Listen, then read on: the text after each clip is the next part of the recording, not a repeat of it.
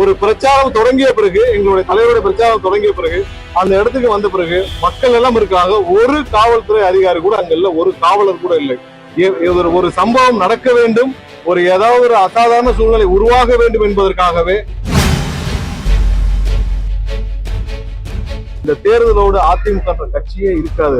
பாவம் புரட்சி தலைவர் தன்னுடைய சொத்துக்களை எல்லாம் கொடுத்து ஆரம்பிச்ச ஒரு கட்சி. அம்மா 30-35 வருஷம் போராடி உயிரை கொடுத்து காப்பாற்றிய கட்சி. அதிமுக இல்ல, பாரதிய ஜனதா கட்சியோ இல்ல வேற எந்த கட்சியோ ஆட்சிக்கு வந்தாலும், வேற எந்த கட்சி அங்கே வெற்றி பெற்றாலும் அங்கே அமைதி இருக்காது.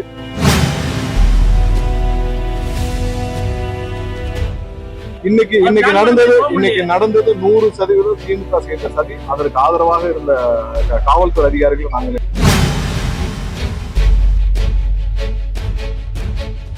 அனைவருக்கும் வணக்கம். இன்று நேற்று எங்களுடைய தலைவர் 234 தொகுதிக்கும் வேட்பாளரை அறிவித்தார். முதல் கட்டமாக எங்களுடைய தலைவருடைய வேட்புமனு இன்று பெரம்பூர்ல தாக்கல் செய்யப்பட்டது. எங்களுடைய தலைவருடைய பிரச்சாரமும் வெற்றிகரமாக இன்று பெரம்பூர்ல துவங்கி அடுத்தடுத்த கட்டங்களை நோக்கி நகர்ந்திருக்கு. பெரும்பாலான இடத்துல எங்களுடைய வேட்பாளர்கள் வேட்புமனுகளை தாக்கல் செய்து கொண்டு வருகிறார்கள். இன்னைக்கு நாம திரும்பவும் சொல்றது என்னன்னா, ஒவ்வொரு இடத்திலும் இன்னைக்கு எங்களுடைய தலைவருடைய பிரச்சாரத்துல பாத்தீங்கன்னா எங்கேயுமே காவல்துறை இல்லை. அதாவது பெரும்பாலான அவ்வளவு கூட்டங்கள் வருது, கூட்டங்களை ஒழுங்குபடுத்துவதற்கு ஏன்னா பெர்மிஷன் இருக்கு, எல்லாம் இருக்கு. கூட்டங்களை ஒழுங்குபடுத்துவதற்கு ஒரே இடத்துல கூட காவல்துறை இல்லை. அது சம்பந்தமாக தலைமை தேர்தல் டெல்லிக்கும் தலைமை தேர்தல் ஆணையத்துக்கும் தமிழக தேர்தல் ஆணையத்துக்கும் நாங்கள் புகார் கடிதம் எழுதியிருக்கோம். ஒரு பிரச்சாரம் தொடங்கிய பிறகு, எங்களுடைய தலைவருடைய பிரச்சாரம் தொடங்கிய பிறகு, அந்த இடத்துக்கு வந்த பிறகு மக்கள் எல்லாம் இருக்காங்க. ஒரு காவல்துறை அதிகாரி கூட அங்க இல்ல, ஒரு காவலர் கூட இல்லை.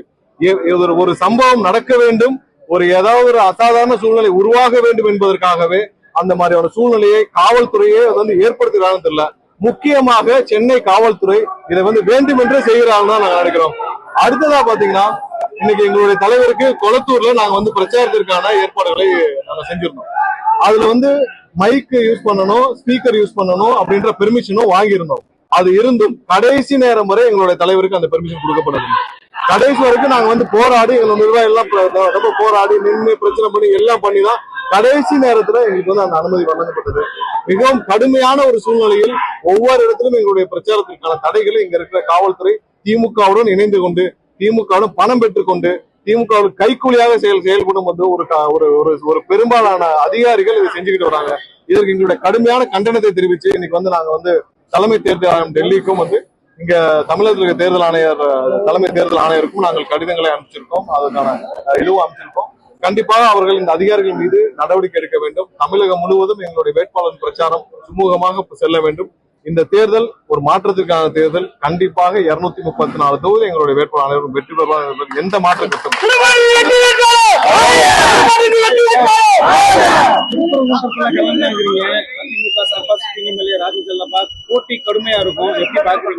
அதிமுக கட்சி இந்த தேர்தலுக்கு அப்புறம் இருக்காது என்பது தமிழக மக்கள். அதிமுக என்ற கட்சி இந்த தேர்தலுக்கு அப்புறம் இருக்காது. அதிமுக என்ற கட்சிக்கு வாக்களிப்பது பாரதிய ஜனதா கட்சிக்கு வாக்களிப்பது சமம். இந்த தேர்தலுக்கு பிறகு திரு எடப்பாடி பழனிசாமி அவருக்கே நல்லா தெரியும், திரு எடப்பாடி பழனிசாமி அவர்கள் பொதுச் செயலாளராக இருக்க போவது கிடையாது என்பது உறுதி. ஏன்னா அது அவருக்கும் தெரியும். அது தெரிஞ்சுதான் அவர் வேற வழி இல்லாமல் இன்று அவங்க எல்லாம் பாரதிய ஜனதா கட்சியுடைய கட்டுப்பாட்டில் இருக்கிறார்கள். இந்த தேர்தலுக்கு பிறகு அந்த கட்சி எல்லாம் பாரதிய ஜனதா கட்சியோடு சேர்க்கப்படும். இந்த தேர்தலோடு அதிமுக கட்சியே இருக்காது. பாவம் புரட்சி தலைவர் தன்னுடைய சொத்துக்களை எல்லாம் கொடுத்து ஆரம்பிச்ச ஒரு கட்சி. அம்மா 30-35 வருஷம் போராடி உயிரை கொடுத்து காப்பாற்றிய கட்சி இன்று டெல்லி கபலீகரம் செய்வதை தமிழக மக்கள் மாற்றிக்கொள்ள மாட்டார்கள். இன்று எல்லா இடத்திலையும் அதிமுகவிற்கு வாக்களிப்பது பாரதிய ஜனதா கட்சிக்கு வாக்களிப்பதற்கு சமம். அதனால எந்த இடத்திலும் அதிமுக வேட்பாளர்கள் வெற்றி பெற போவது கிடையாது. எங்களுக்கு ஒரே போட்டு திமுக தான். திமுக கண்டிப்பாக இந்த 2011 என்ன மாதிரி முடிவு ஒரு எதிர்கட்சி கூட ஆக முடியாத ஒரு நிலைமை இருந்துச்சோ அதேதான் இப்ப நடக்கும். அதிமுக யாரு நின்றாலும் எங்களுக்கு கவலை இல்லை. கண்டிப்பாக திருப்பரங்குன்றத்தில் வெற்றி வாய்ப்பு 100% உறுதி செய்யும். அவர் நடிப்பது எடுப்படாதுன்னு சொல்லிட்டு ராஜரபாலிச்சிருக்காரு. எப்படி நீங்க பாக்குறீங்க? அதாவது இவங்களுக்கு எல்லாம் என்ன செய்யணும்னே தெரியல. அந்த அதிமுக ஒரு பழைய பெருச்சாளிகளுக்கு என்ன செய்யணும்னு தெரியல. அந்த பழைய பெருச்சாளிகள் ஒன்னே ஒண்ணு சொல்றேன், டெபாசிட்டாவது வாங்க முடியுமான்னு பாருங்க அந்த பழைய பெருச்சாளி. ஏன்னா யாரும் இவரு அவரு எல்லாம் சொல்ல தேவையில்லை. இவங்க எல்லாரும் பேச வேண்டியது திமுக பத்தி பேசுறாங்களா? இல்ல. 4 நாள் ஒரு 6 மாசத்துக்கு முன்னாடி வரைக்கும் உங்களுடைய பொதுச் செயலாளர் தற்குறி பழனிசாமி, தவழ்ந்து போய் பதவி வாங்கிய பழனிசாமின்னு சொன்ன அண்ணாமலையுடன் கூட்டணி வைக்கிற உங்களுக்கு, நீங்கள் அவருடன் சேர்ந்து பாரதிய ஜனதா கட்சியுடன் கூட்டணி சேர்ந்த உங்களுக்கு பேசுவதற்கு, பொதுவில் பேசுவதற்கு எந்த தகுதியும் கிடையாது.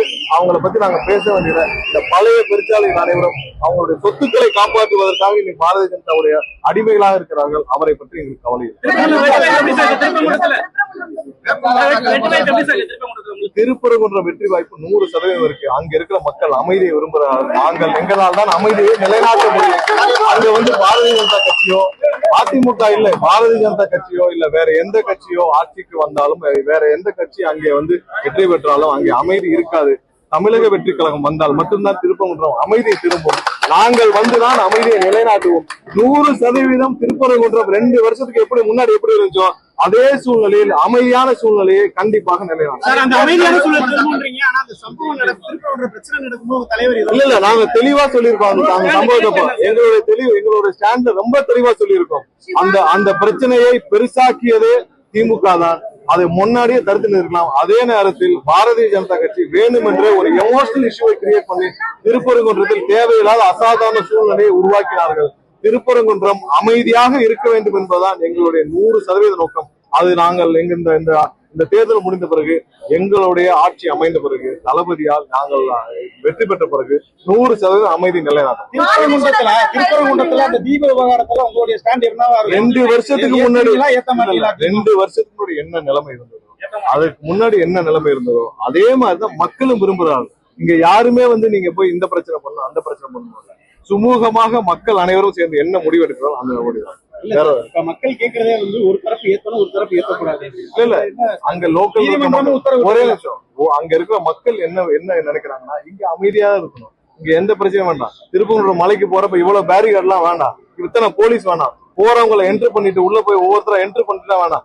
இத்தனை வருடமாக 100 வருடமாக அமைதியாக போயிட்டு இருந்த திருப்பரங்குன்றம் சர்ச்சைக்குரிய பகுதியாக மாற்றிய திமுகவிற்கும் பாரதிய ஜனதா கட்சிக்கும் எங்களுடைய கடுமையான கண்டனத்தை தெரிவிக்கிறோம். அவங்க 2 பேரும் இங்க இருந்து போகணும். தமிழ்நாட்டுல எந்தவித எமோஷனல் இஷ்யூஸும் இவங்களால கிரியேட் பண்ண முடியாது, கிரியேட் பண்ண விடமாட்டோம் என்பது உறுதியாக இருக்கு. திருப்பூர் மக்களுக்கு என்ன வாக்குறுதி சார் வைக்கிறீங்க? இல்ல கண்டிப்பாக திருப்பரங்குன்றம் ஒரு ஹார்ட் ஆஃப் த மதுரை. ஏன்னா அங்க ஏர்போர்ட்டை சுத்தி பெருமையான பழமையான அனைத்து பாரம்பரியத்தையும் தாங்கி நிற்கிற ஒரு இடம். அந்த இடத்திற்கு இதுவரை எந்த வித ஒரு வளர்ச்சியும் கொடுக்கவில்லை. மிகப்பெரிய ஒரு எல்லா தரப்பு மக்களும் வாழும் ஒரு இடம். அங்க எந்த ஒரு இண்டஸ்ட்ரி, அவங்களுக்கு என்ன வேலை வாய்ப்புகள், சரியான போக்குவரத்துகள், ஒரு பாலங்கள் எதுவுமே அமைக்கப்படவில்லை. பெரிய பெரிய கல்லூரிகள் இருக்கு, அவர்களுக்கு கூட ஒரு தரமான ஒரு சாலை வசதியோ அவங்களுக்கு தேவையான அடிப்படை வசதியோ இல்லை. கண்டிப்பாக அந்த பகுதி மக்களின் வாழ்க்கையை மேம்படுத்தவும், அனைத்து தரப்பு மக்களின் வாழ்க்கையை மேம்படுத்தவும், அனைத்து வளர்ச்சிக்கு தேவையான அனைத்தையும் நாங்கள் கண்டிப்பாக. திருப்பரங்குன்றம் பிரச்சாரத்துக்கு விஜய் வருவாரா? உங்களுக்கு தலைவர் கண்டிப்பாக வருவார். வெற்றி பெற்ற பிறகும் தலைவர் கண்டிப்பாக நன்றி சொல்லுவார். இன்னைக்கு நடந்தது 100% திமுக செய்த சதி. அதற்கு ஆதரவாக இருந்த காவல்துறை அதிகாரிகள் நாங்கள் எங்களோட கண்டனத்தை தெரிவிச்சு அவர்களை மாற்ற வேண்டும், டிரான்ஸ்பர் பண்ணணும்னு சொல்லி நாங்க ஏற்கனவே தலைமை தேர்தல் அதிகாரிக்கு அனுப்பியிருக்கிறோம். ஒவ்வொரு இடத்திலும் அவர்களை உருவாக்கிறார்கள். வேண்டுமென்று அசாதாரண சூழ்நிலையை உருவாக்க நினைக்கிறார். அதற்கு எங்களோட கடும் கண்டனத்தை தெரிவிக்கிறோம். இந்த வாரம் ஃபைல் பண்ணிடுவோம். இந்த வாரத்துக்குள்ள கண்டிப்பாக நாமினேஷன். பிரச்சாரம் இன்னைக்கு இருந்து தொடங்கியாச்சு. பிரச்சாரம் இன்னைக்கு இருந்து தொடங்கியாச்சு. நன்றி.